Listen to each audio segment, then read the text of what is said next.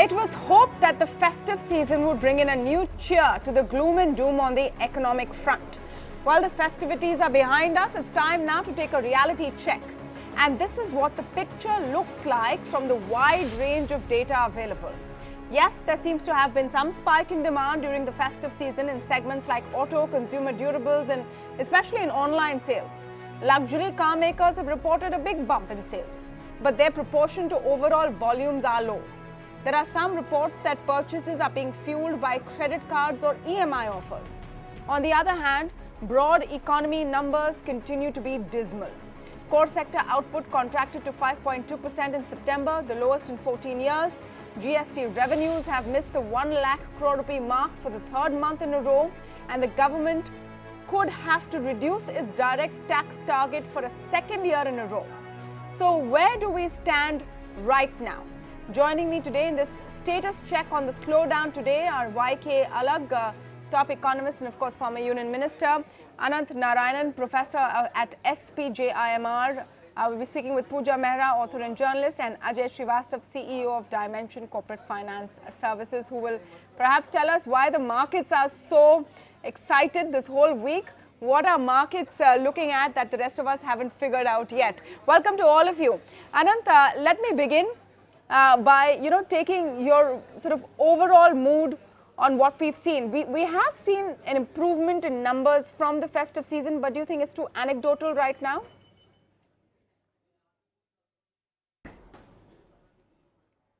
Well, evening, Tamanna. So look, it looks like the second quarter GDP numbers will be pretty dismal as well. As you know, we all had a shock when we saw a 5% print for the first quarter of this fiscal year. Now, unfortunately, indications are that Q2 numbers might look even worse, maybe even south of 4.5% growth. But I wouldn't be surprised if we saw a pickup from here.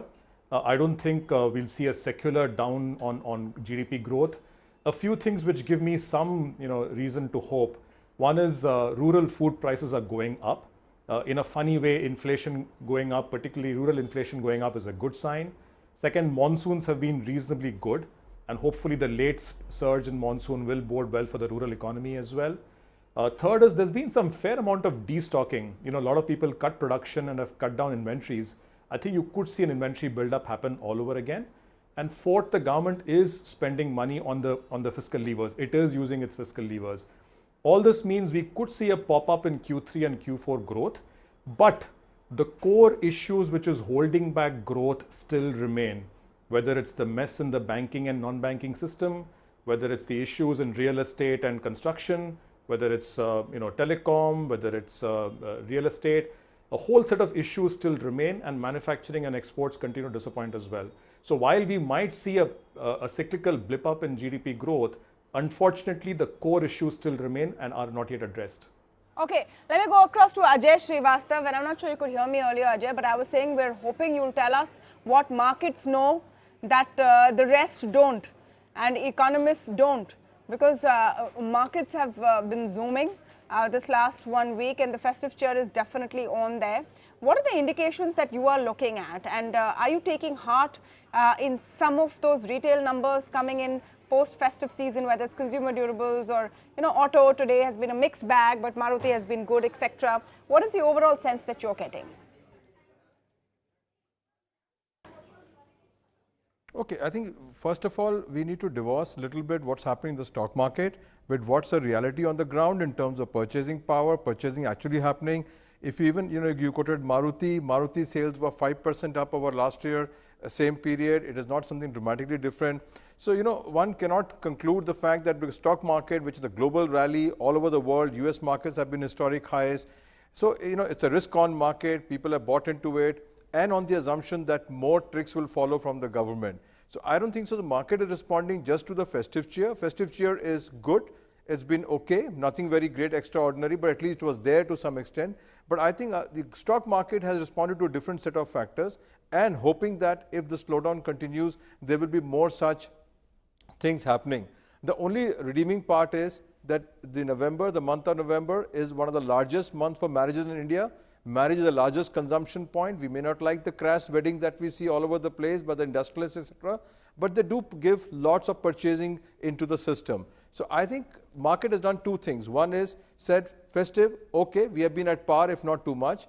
Now we have got November, which is a great marriage season, which of course should give some fill up. And if nothing happens, we should see the government coming and cutting the income tax rates. And followed with the global rally, you had a stock market now looking at a great response from the government if market remains slow. Income tax rate seems to be pretty much ruled out. I don't know. I don't know if the government can go and cut it. They don't seem to have the fiscal room. You've had GST mop-ups below 1 lakh crore rupees, third month in a row. They might have to cut their direct tax targets as well.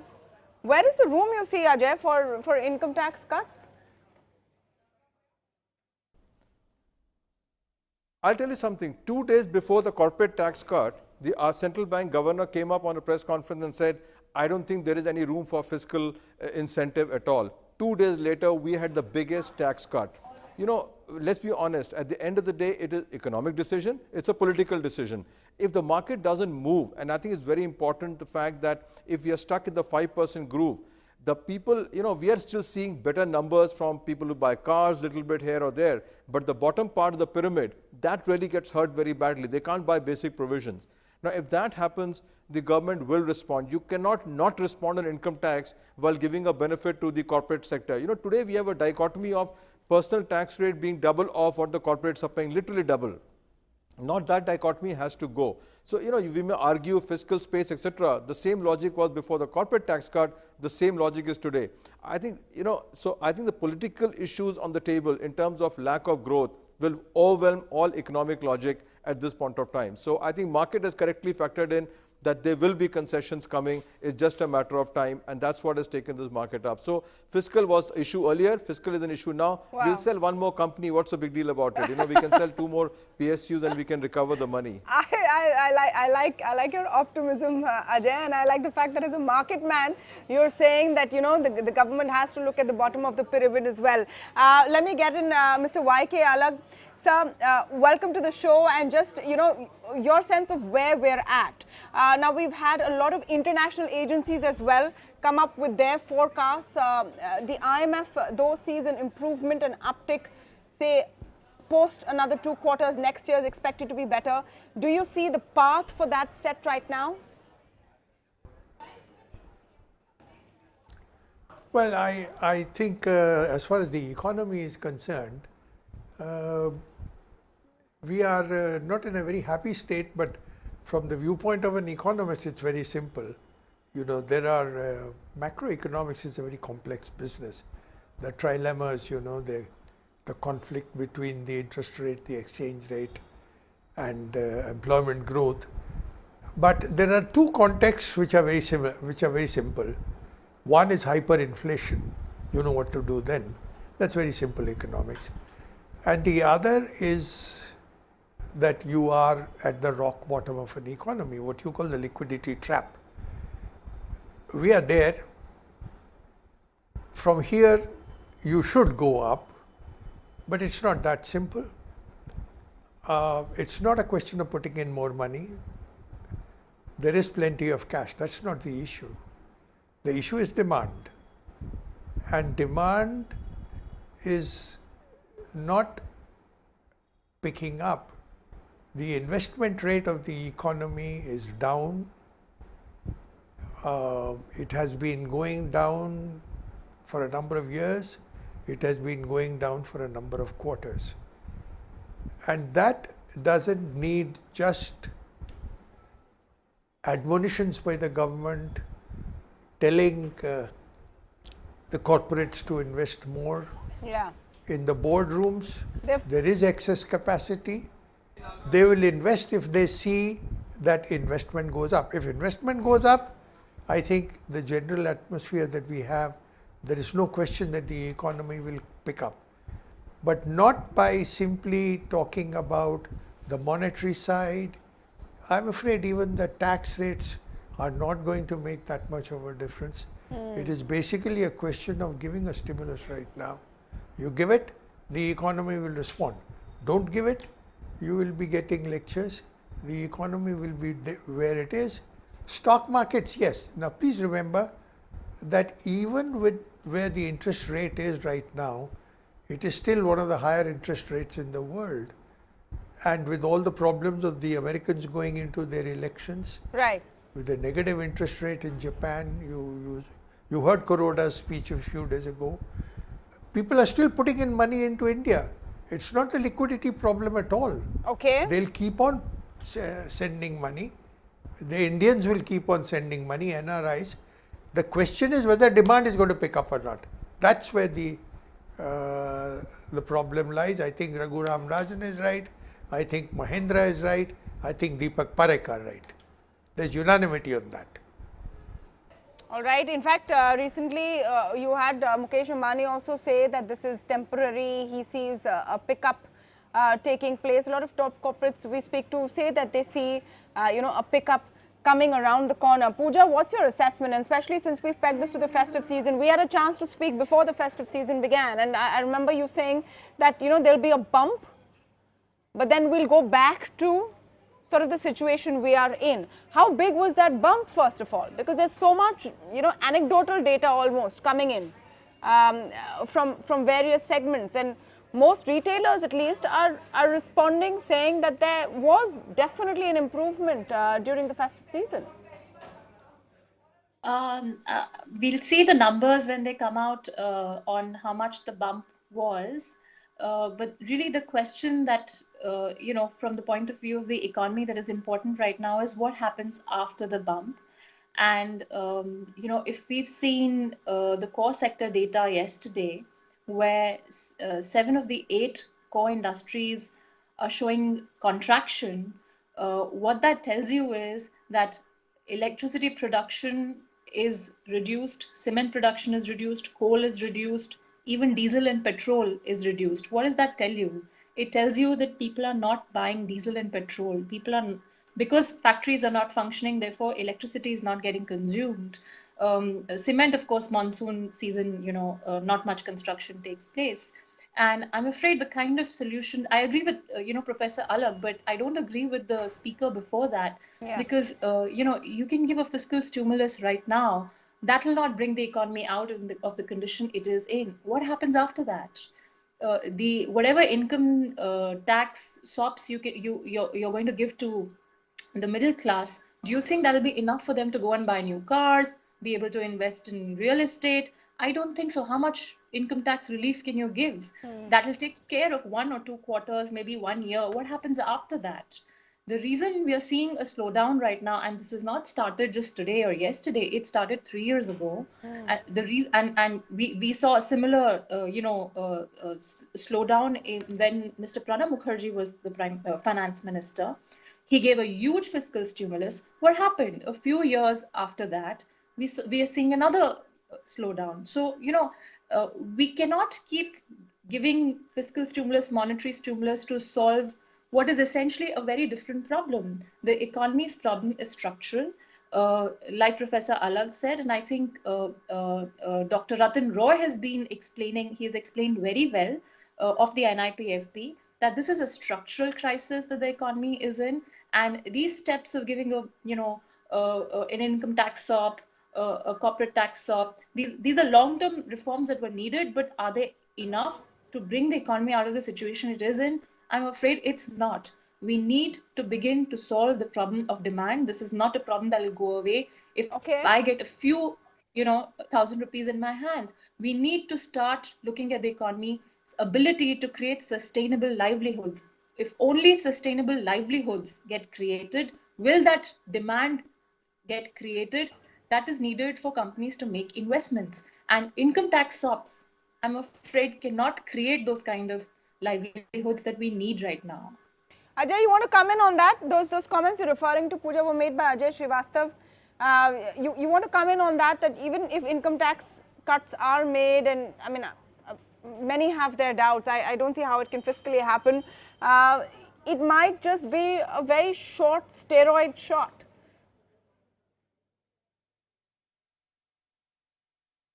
Well, let me put it this way. The corporate income tax rate, yes, I agree with her, will have a long-term impact. The income tax, personal income tax has a very direct impact if when you start to consume products and etc. And it's also a question about, the feel good factor. People start to go buy products at the end of the day. You can overcomplicate an economy situation, you can simplify it. Okay, we are running, I think it was mentioned that, there was a stimulus and we went into recession, but nobody planned for demonetization. Nobody planned for a GST kind of a situation in the middle. These kind of disruptions are Teutonic disruptions. So if you leave that aside, we were doing pretty well at that point of time. Now we come to the point that how do you and where do you start? At the end of the day, you got to do something. It's nice to say everything is complex. I think the simplest way is put more money in the hands of people. US has shown it all the time that, listen, you put money in the hands of people, the economy will grow, employment will start. And that's where we have to come to at the end of the day. People who have a high propensity to consume need to have more money in their hands.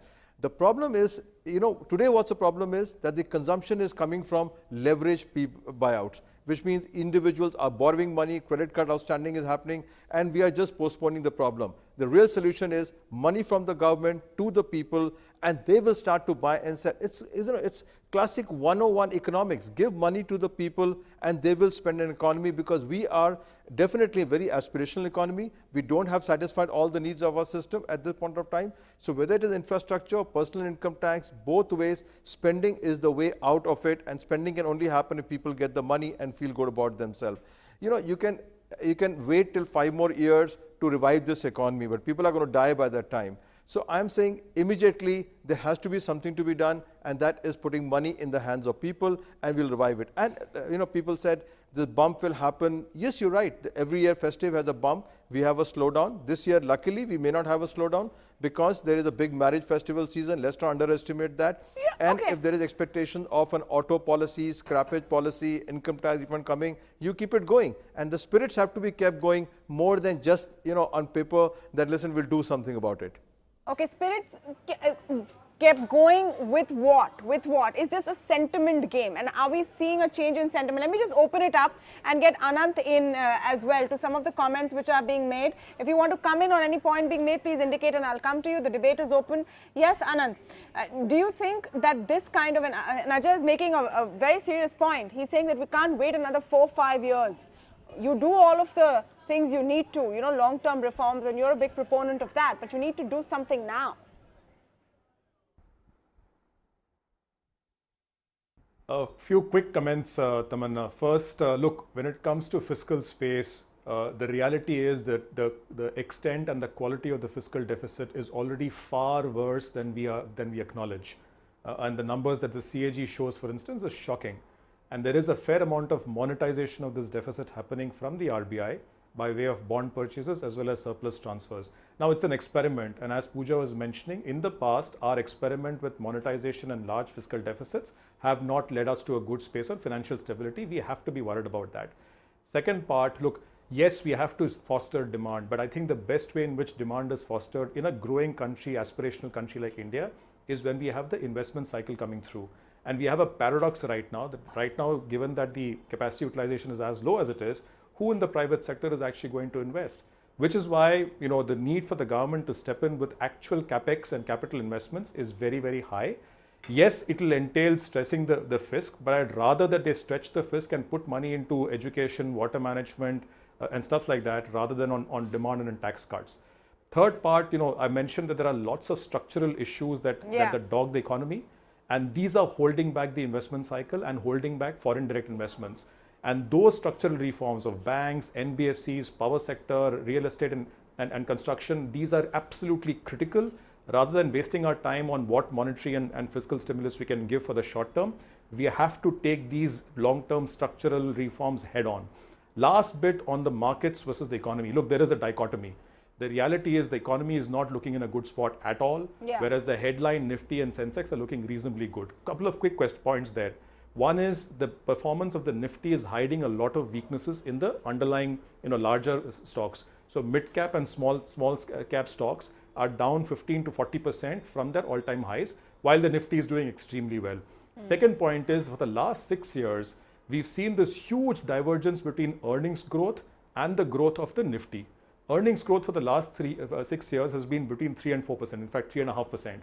Whereas Nifty itself has grown by about 10% per annum. This is not a good sign. This is a sign of too much of money from savers going and chasing too few stocks. I think it's a totally different story from what the economy is all about, and that's a financial stability issue which has to be tackled separately. You know, in this happiness that we get from capital gains, we can't forget the fact that that's also causing a financial instability. All in all, look, lots of things to be done. The good news is there are solutions.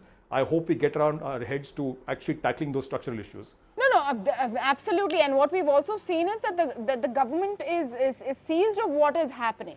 Whether their solutions are working or not will remain to be seen, but it is on top of the agenda. The point is how quickly these solutions are rolled out, and what is the sense we're getting in terms of even optimism and sentiment. Let's agree that sentiment is also a big part of it, which drives things like consumption and demand. Mr. Alag, let me come to you on that point. You're talking, earlier about how consumption and demand needs to be pushed up. Do you think that it is also a big function of sentiment, and which is why Ajay, after the festive season, is now hoping, the marriage season sort of pushes up some demand? The marriage season is a seasonal issue. I mean, it's always October, November, the festival season, the marriage season. These things pass. So I don't think we should put too much on that.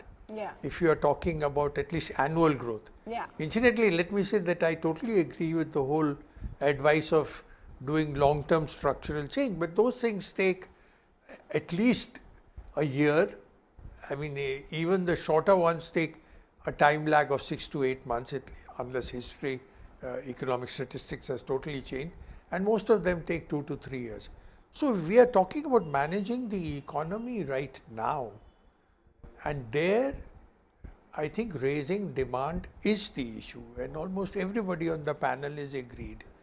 And the government, and incidentally, economists in the government have been saying so. I mean, I would go by Rajiv Kumar's advice. He has been saying so. Ramesh Chand has been saying so. Yeah. I'm really not sure what is happening in the decision-making process such that, because economists read the same books and they are getting pretty good advice. I mean, if you read their speeches, the RBI has been more or less on the same wavelength. Now, the question really is, what is it that is stopping a widespread capex of the government? Once that gets going, the industry will respond. I mean, you saw the results today, cement, electricity. I mean, the industries that are suffering are classical investment industries. Construction is always the first sector, National Bureau of Economic Research onwards, which gets hit in the cycle, and it's also the first sector that responds. Now, the data is in, and I'm really not clear what is stopping. You see, the point is, simply giving lectures to the bank managers or the public sector czars to spend is not going to do.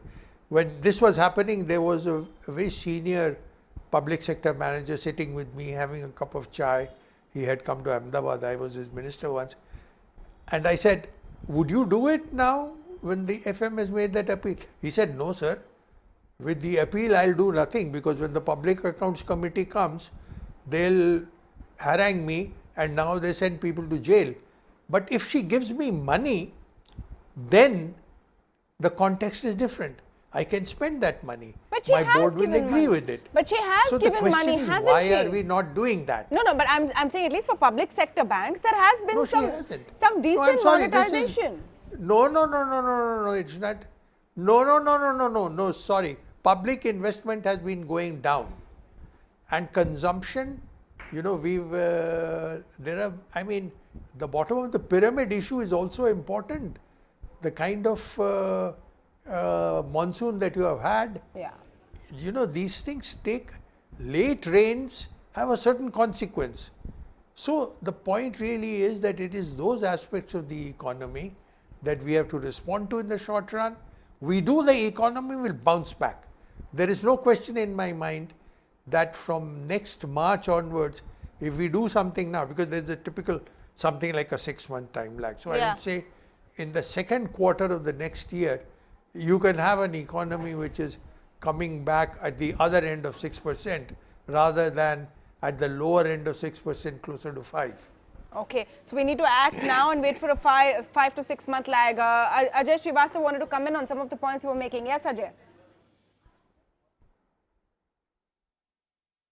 I think it's a worse sin. I think all the panelists say government should spend money.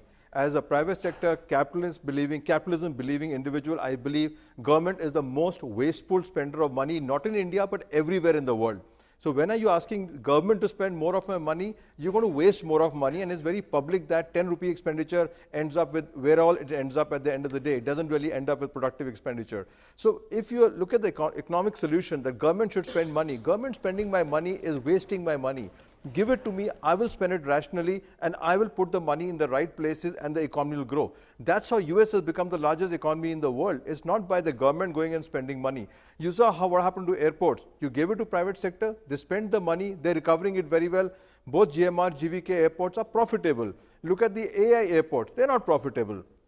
You know, look at NHAI, now they're getting their act together. So I think this whole solution, which is based upon government spending money, I think is the worst solution, because you are really putting good money after bad money at the end of the day. Money should be given back. What's a cap? Okay, you may be right that the tax cut may not have been the best thing for the corporate, because a Nestle or HDFC bank doesn't need the money. But government spending more money of mine, I don't think it's a great idea, and I still believe that we need to follow the US model of capitalism and entrepreneur. Number two is, people will talk, someone is saying long-term reforms. HDFC Bank is owned by foreigners. How much more reform you want? They have owned all the e-commerce market spaces in India owned by this thing. The best consumer companies are owned by MNCs today. Yeah. A best financial institutions are owned by foreigner institutions today. We are a very open liberal economy. The money is flowing in startups. We are 100% FDI in most cases. I don't think it's a reform issue. We have to come to grip with the paradigm that lots of parts of our economy will die now. The small, the mid-cap, I think Anant mentioned, he's absolutely correct. But they have no redemption path, and I don't think we should waste money on them, because economic activity says that they will die. So let's also recognize that there is a vibrant other part of India which is growing. Let's focus on that. Spending government money like this is the last thing. FDI, we are very liberal as a nation. Tell me which industry FDI is not. A lot of people want to respond to you. A lot of people want to respond to you, Ajay Srivastava. I'm tempted to ask you which parts do you think should die and which should stay alive. But let me get everyone else. Anant put his hand up first. So Anant, I'll come to you. Yes. Yeah, Tamanna, very quick points. Look, I think, yes, it sounds as if long-term reform is a long-term process and we're all dead in the long term, but that's not the case. I'm just back from a trip to the US and to Europe. I can tell you the amount of goodwill that India enjoys as an investment destination, both amongst financial participants as well as amongst real manufacturing people, is extremely high. Now, the reality is we actually have an opportunity to soak in foreign direct investment at a time when companies are moving out of China and looking for other supply chain destinations. Now, the reality also is, unfortunately, we are not getting our fair share of those investments, purely because on the ground, ease of doing business is still not seen as being good enough. So we have land laws, labor laws, contract enforcement, judicial processes, lots of areas where they see lacuna. Now, that's my whole point. If you start doing some of these reforms, it doesn't matter if it takes months and years to actually achieve all of them. The moment you show intent, you will soak in these investments as a starting point to filling up this entire investment cycle to start with, which is where some amount of government investment might be required in infrastructure when it comes to road connectivity, hinterland, connectivity to ports, declogging the ports, etc. Their private investments might be less easy to come by at points like this. So to me, a short-term demand solution might be good as a palliative, as a painkiller to an economy that's hurting. But if you actually want to reach 8, 9, 10% growth, which is actually possible in my opinion, is it an either or though? You need to embark on reforms the way we did in 1991. No, but is it an either or? Anchors love debates where people differ with each other, but at the risk of... It's not an either or, Tamanna. At the risk of dousing this wonderful debate, it's not an either or. It's not either or. Tamanna,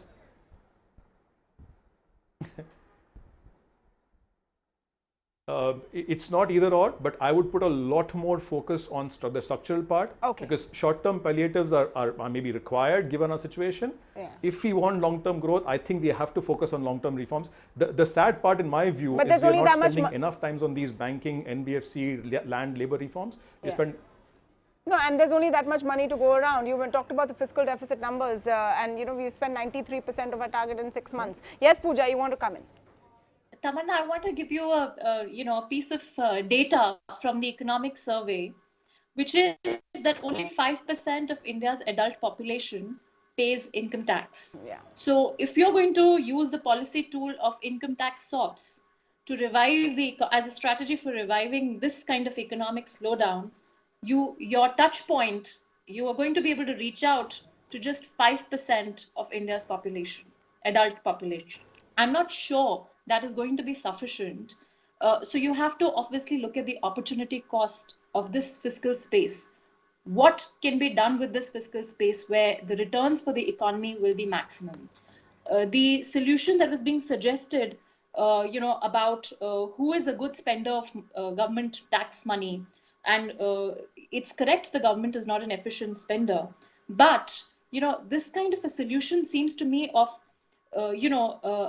benefiting one segment of the economy, one segment of the population, through an upward redistribution, a redistribution from the rural areas to the urban areas, from poor people to rich people. I'm not sure that's how you're going to be able to resolve this problem, because just 2 days back, the FMCG reports and companies have put out, I think in your sister publication, the Economic Times, I saw an interview where FMCG chiefs said that they are facing a liquidity problem at the trader level in rural areas. The sellers of FMCG products in rural areas are not able to do business because they're facing a liquidity crunch. I'm not sure how an income tax cut is going to be able to resolve that problem. So, which is why this is not a classical Keynesian, economic situation that you can just give a tax cut and solve.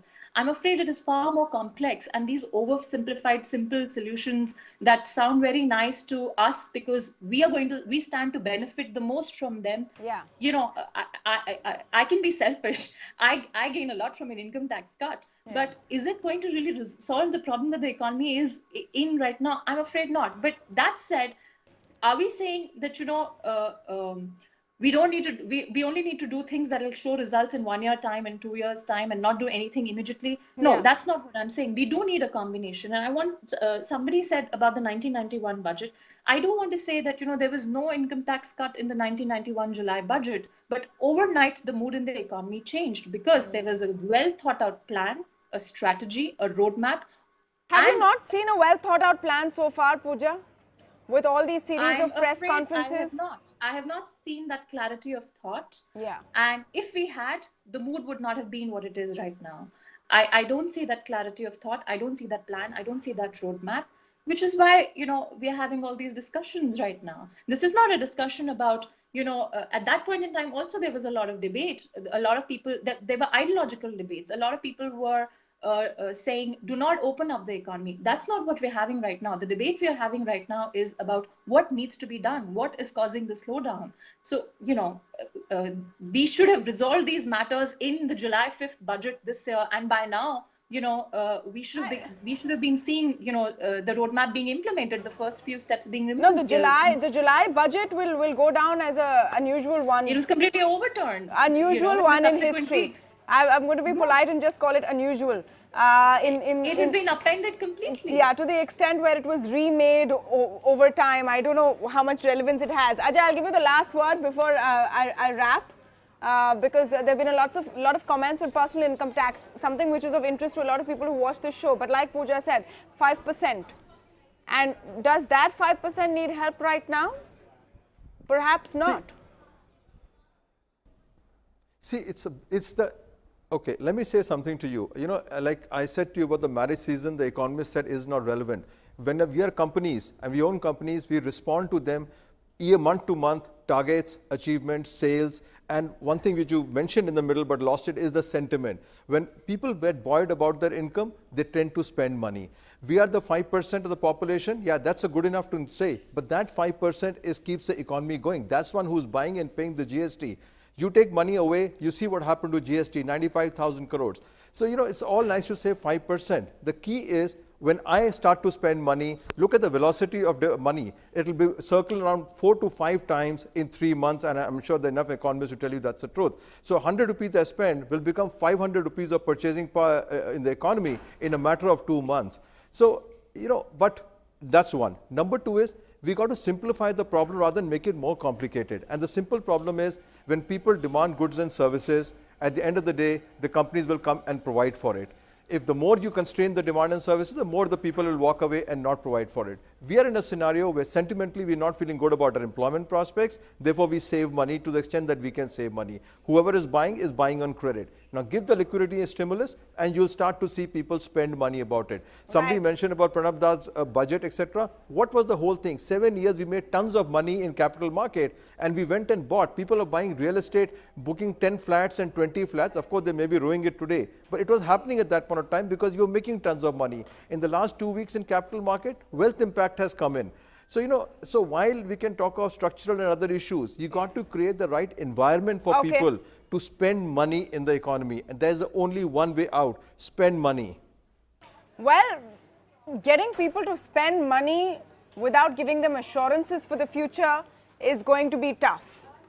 You need to change the mood, but you need to give them assurances as well. I want to thank all of you for joining us on the debate this evening. We're going to have a lot more status checks on the slowdown as we do right here on ET Now and the India Development Debate.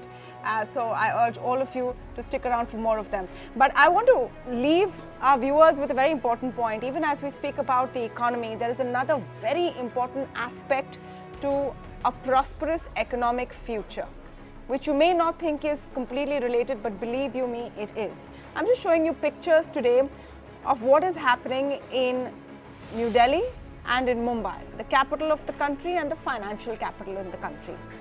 In New Delhi, there is a haze, a pollution emergency, a climate emergency has been declared. It has skyrocketed. The AQI was at 459 this morning. In the financial capital of Mumbai, we are seeing rains and gusty winds in early November. Not in the memory of many people has it been raining till this extent in the city of Mumbai, not till November, and it's wreaked havoc on crops in many parts of the country. So two important aspects, pollution and climate change. These are things we need to prioritize, we need to look at, because all of the planning that you do for yourself or any government does for its economy will come to naught if these two factors are not looked at and stopped and treated in the earliest way possible. I want to leave you with these pictures and that thought, and thank you once again for joining us this evening on the India Development Debate.